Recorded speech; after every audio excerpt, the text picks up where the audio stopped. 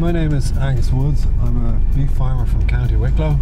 I'm on my way to Slaney Foods today with some of my cattle for processing for meat.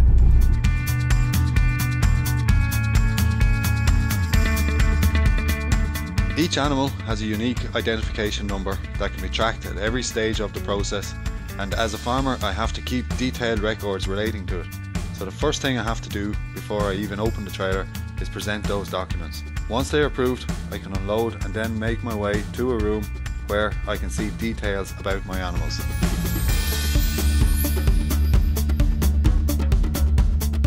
The first column is my herd number. Every farmer has its own individual herd number. The second column is the individual tag number for each animal. The third column is the category of animal, which is in today's case it's a heifer. The next column is the grade, which comes in the EU or OP classification. And it also contains the fat scores, which is rated from 1 to 5, 5 being fat and 1 being thin. And the final column is the carcass weight.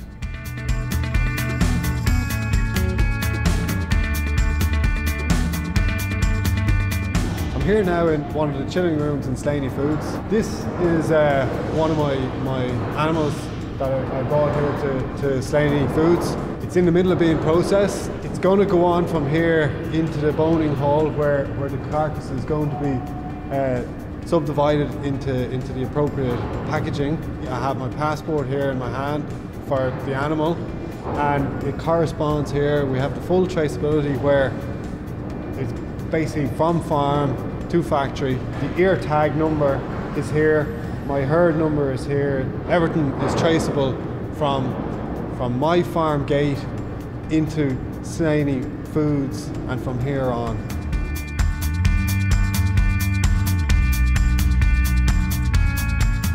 The business we have here in Slaney Foods is one of producing quality beef, which we're exporting to all of Europe, to the rest of the world, and consuming here on the home market.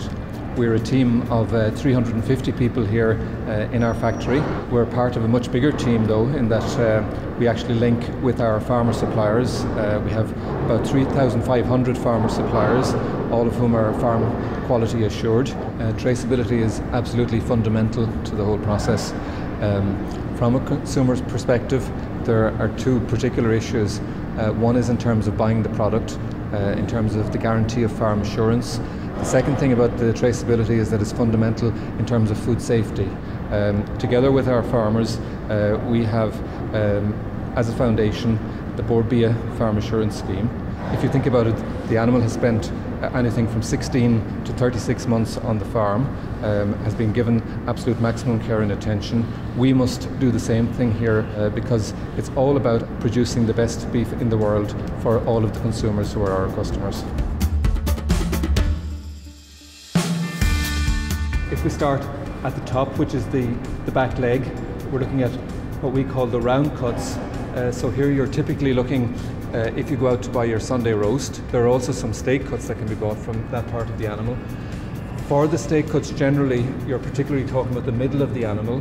You're starting with the rump, then you're into your strip loin steaks, and you're into your ribeye steaks. And in the front of the animal, you have the shoulder and the neck and other cuts, which are classically the cuts that are used for stewing. And the other thing that's very important is that the front part of the animal is where we take most of the meat from for all of the minced beef and for all of the burgers. And if we turn around, we can actually look inside, and the fillet is actually in this inner cavity within the animal.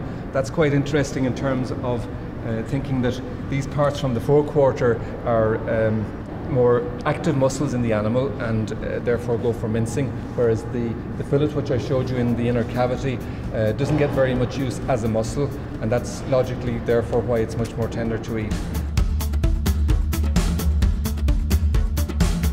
The Common Agricultural Policy is so important to us that if it was not in existence, we would not be in existence.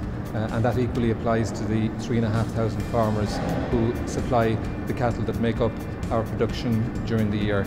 Quality beef, safe beef, traceable beef are all the key messages that we are delivering, not just delivering in words, but delivering in reality in terms of the beef from our business.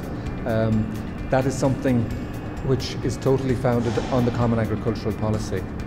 If it was not for the fact that we have in place the Common Agricultural Policy, we would not have the farm production, we would not have the excellent maintenance of the countryside by farmers.